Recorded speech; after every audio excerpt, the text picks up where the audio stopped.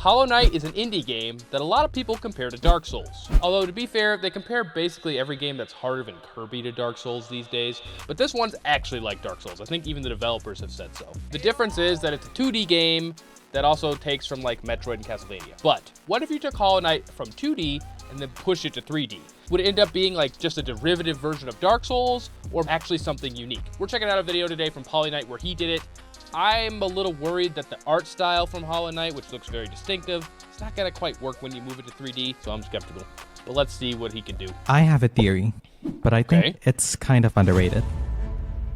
People who can recreate great games can become great developers. Just like how art students can improve by studying previous masters, I believe the same concept can apply for game development.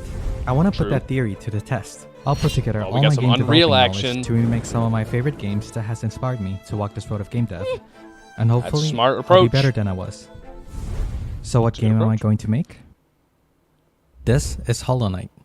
You may have heard of it. It was a game developed by indie studio Team Cherry. For me, it was a game that has introduced me to the Metroidvania genre, with a story about a little... He's a Metroidvania baby. See, some of us back in the day actually played Metroid. You know, like Metroid 2 on the Game Boy. Yeah, I am old. Thanks for asking. Quiet night, exploring the somber world of Hellenest. You can really feel the hard work and care they have put with their great environmental storytelling and well-crafted boss fights. Even after the... Yeah, the part that's always stuck out to me about this game is just how beautiful the art style is. It looks very unique. This doesn't look like it's going to transfer over. I'll be honest. This like hand-drawn style. If you make him a 3D model, he's going to look kind of crappy. I'll give my boy a shot, though. Telling and well-crafted boss fights. Even after the game was successful, they put out some of the best DLCs ever. And you can just tell they really wanted to make the best game they could. So what about you? The boss fight that I wanted to make are the Mantis Lords. Between making the character, the environment, and the boss, I knew that if I actually finished it, I would come out a much better developer. So I started by modeling the character. It took a few days, but I was pretty happy with... Oh, see... Okay, so this is in Blender. Yeah, I mean, it looks pretty good. I was pretty happy with how we'll have to see how it looks in motion. When you play Hollow Knight, you'll notice the character moves in a 2D perspective from left to right. Since mine was in 3D, I thought it was a really good chance to make the movement omnidirectional. These are the animations and poses that I've made for the controller. To improve it, I've added a particle system for the dash and dust particles for walking and jumping. And after Look like we have a blueprint warrior out here. Sorry for hitting you guys. We got a blueprint warrior, not a code monkey. I mean, blueprints are cool, but this looks like it would be very hard to maintain. I have a Dark Souls-like boss for you to challenge. It's the subscribe button. Hit subscribe right now, or else you're a loser. And no one wants to be a loser. Programming the controller, this is what it looks like. It looks pretty good in game, though. I like the effect. And that is the controller. So now I was ready to start working on the environment. Compared to the last video, this environment was going to be a way bigger challenge. This game is very atmospheric with the layering on the background. So we'll see what that looks like in 3D. That looks like a ton of work. It was going to be a way bigger challenge. But there were some tricks to make things easier. I started by blocking out the playable area. I made a list of the repeating details in the environment and modeled them in Blender with modular models and shaders. For the spikes, there were hundreds that I needed to make around the arena. So I ended up painting them in Krita and projected them as individual 3D cards to populate the scene. That is smart. I finished it up by modeling all the foreground and background elements. This is what all the individual props look like. And this is what everything looks like in the environment. And after putting the character in a game and moving around, I was really feeling like everything was coming together. Yeah, and now that I was done with the environment, I was ready to start working on a boss. So you're going to need to model the boss first. Making the Mantis Lords was going to be a really big challenge. It was my favorite boss fight in the game, especially the DLC version where you got to fight all three at once. And that was the version that I wanted to make. So I started by making the model. Even though there were three bosses, they were all pretty identical in design. So I ended up using the same model for all three of them. Very nice. And with them, I could start working on the battle mechanics. I started by making a little animation for the player's attack. I made a Niagara system for the slashing effect. But when you hit the enemy, it'll do a little burst of particles. Made a Niagara system for the slashing effect. I guess we'll see. He'll probably have to... This probably just doesn't have the sword involved. It looks really weird without a sword. So I made a little particle bursting system. So now when you hit the boss, you'll get a little camera shake and the particles will go in the direction you hit it from. He's got to keep the hit marker in there though too. The particle effect is nice, but you gotta have the hit marker. Call of Duty did it. Everyone else has to copy because everyone knows Call of Duty, most influential game ever made. I also had to work on getting healed and taking damage. And in order to do that, I had to start working on the UI. I made a soul vessel that climbs up as you hit your enemy. See, now that does look really good. It's funny how some of the best looking parts of this are in 2D because this art style seems very tuned to 2D. But this UI thing looks great. I'm not taking away from that. These are the sprite animations for the healing and damaging in our UI. I managed to get the healing to work. And getting hit would give you the same screen cracking effect that you would get in the original game. But if you get hit a bit too much, then you die. You lose. Yes.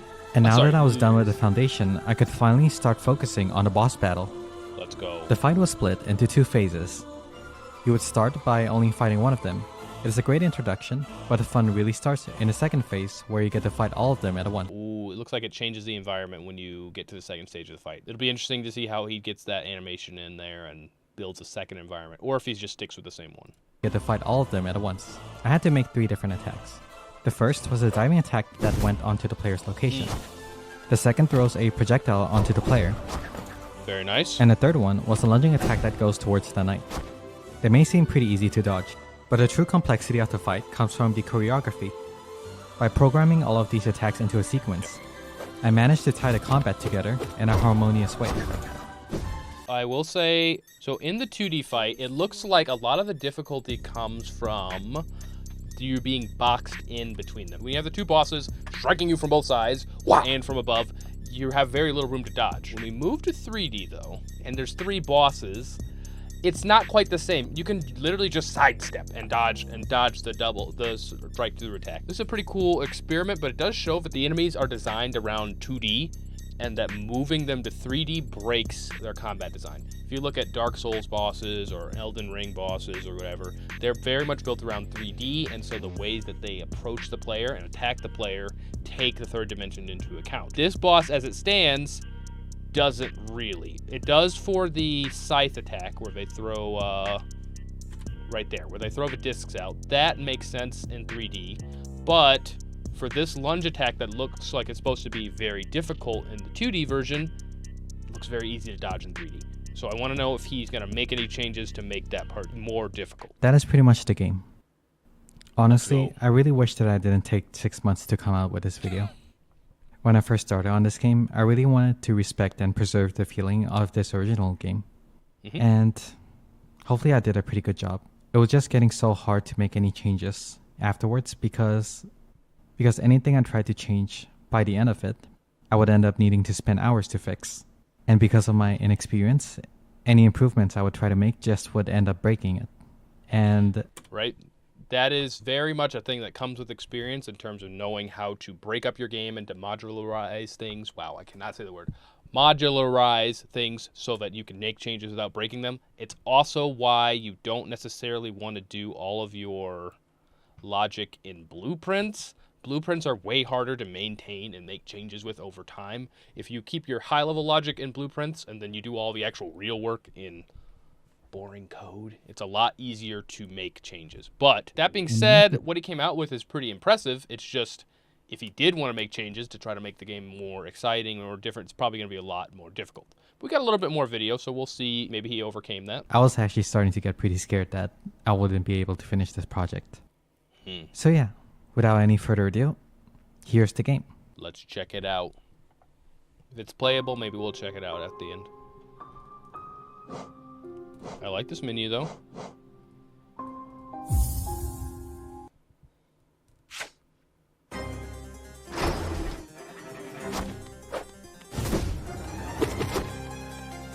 Let's go, Hollow Knight. Let's go, Mr. Knight. I mean, so far it looks quite good. Although a little easy.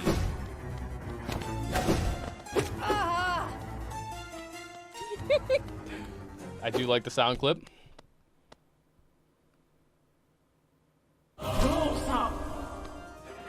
No stage transition, that's okay though.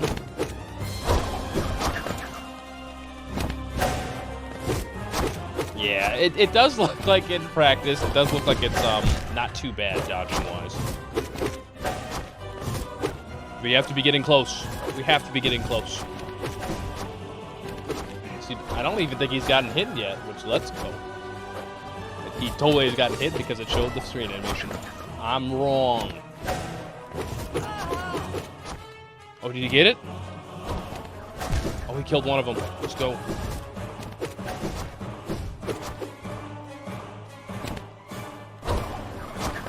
Hollow Knight looks... The Hollow Knight model looks a lot better in action than I was thinking, looking at it just in Blender.